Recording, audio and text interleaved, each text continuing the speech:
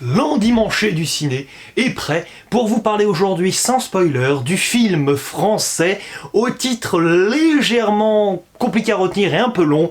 Je voudrais que quelqu'un m'attende quelque part du réalisateur Arnaud Viard. Un film auquel j'ai décidé d'attribuer sur Sens Critique un excellent 7 sur 10. J'ai eu l'impression pendant le film que j'assistais à un chef-d'œuvre. Finalement, on en est bien loin, mais ça n'en reste pas moins un film assez généreux. C'est d'ailleurs une épée de Damoclès qu'il a au-dessus de sa tête, à savoir que ça va être à la fois sa force, mais à la fois une faiblesse, sur lesquelles on va revenir dans cette vidéo.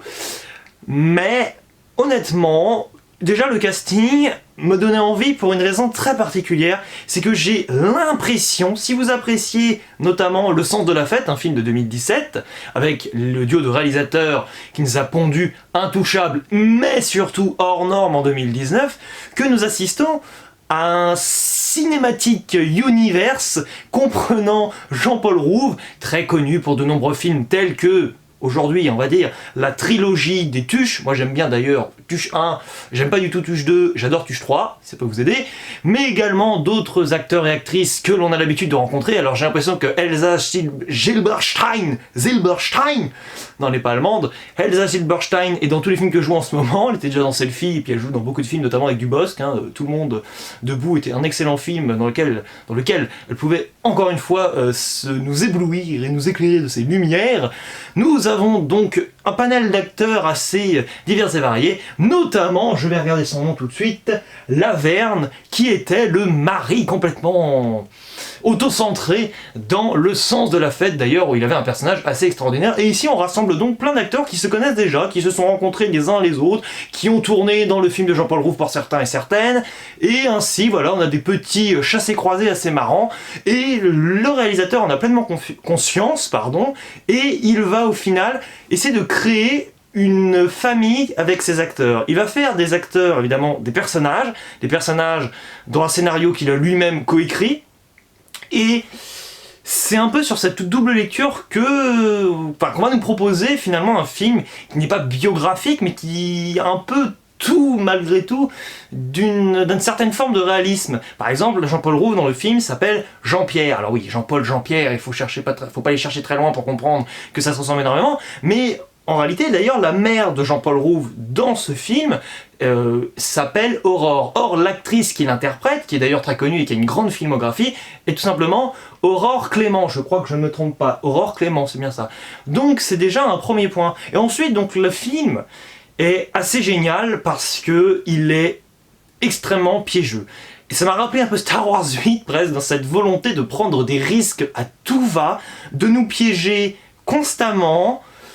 C'est-à-dire que, je ne vais rien vous spoiler parce que pour le coup la bande-annonce n'en montre pas tant que cela, c'est-à-dire qu'elle va se contenter, la bande-annonce, de vous révéler uniquement ce qui se passe au début, principalement en tout cas. Donc là-dessus j'ai envie de tirer mon chapeau parce que moi en voyant la bande-annonce j'avais l'impression d'avoir vu tout le film parce que je trouvais que la durée de la bande-annonce était quand même assez élevée et que ça pouvait nous donner presque trop d'indications. Finalement la bande-annonce elle a l'intelligence de nous proposer seulement les informations basiques, on va dire les plus primaires, mais ensuite on va vraiment rentrer dans le cœur du sujet et ne plus être en surface comme c'est le cas dans la bande-annonce avec des personnages qu'on va découvrir collectivement, mais principalement individuellement, et c'est ça qui est drôle, c'est qu'on a plein d'acteurs, plein de personnages, donc, qui sont assez peu ensemble, qui a vraiment très peu de scènes en commun.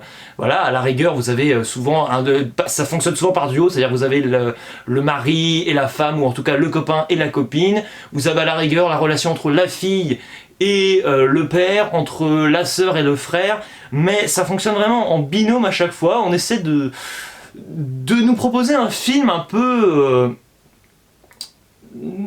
tentaculaire presque, j'ai envie de vous dire. C'est un film qui fonctionne un peu en réseau, en étoile, qui, pourquoi pas, est assez sympa. Néanmoins, la surprise en soi, c'est assez génial, parce que oui, il y a des moments où on peut s'effondrer. Moi je me suis un peu effondré émotionnellement, c'est vrai que j'ai souvent versé ma larme, j'ai même un peu pleuré à un moment, je le cache pas.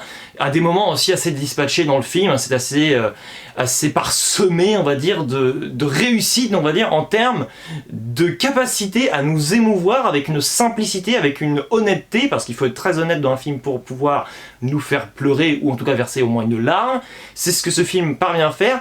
Néanmoins, et c'est là que j'y viens, c'est un peu sa faiblesse aussi, c'est qu'il essaye d'en faire trop. Le film et le réalisateur manquent de confiance par moments, ça se sent, c'est dommage. Ils ont peur que la prise de risque en soi et le retournement de situation ne suffisent pas. Du coup, ils vont se dire qu'une scène géniale va être suivie d'éléments plus ou moins bien montés qui nous déconnectent un peu de ce qui vient juste d'arriver, c'est-à-dire on essaie d'accentuer sur un point, mais par l'utilisation d'autres personnages qui ne sont pas directement liés à ce qui vient juste d'arriver à l'un des personnages, par exemple. Du coup, on est un peu perdu, c'est-à-dire que vous avez l'impression que le film a mis une belle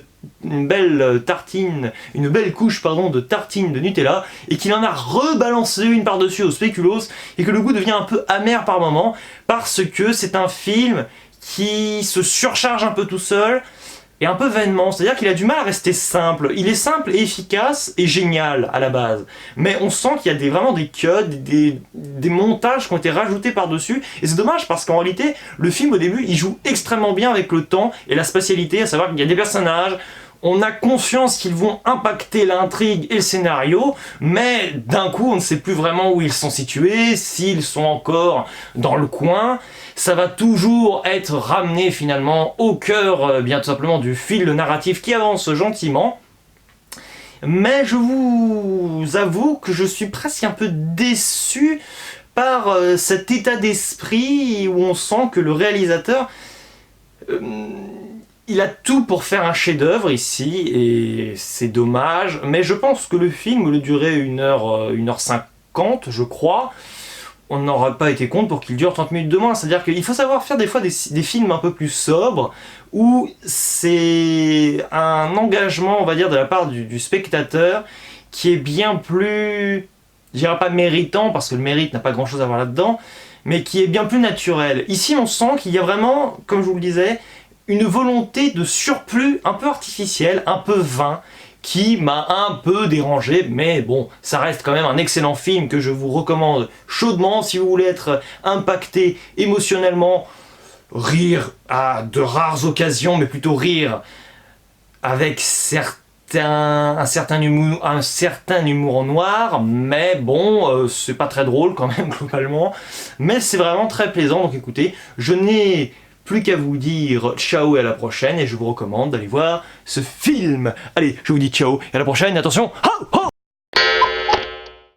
L'endimanche du ciné.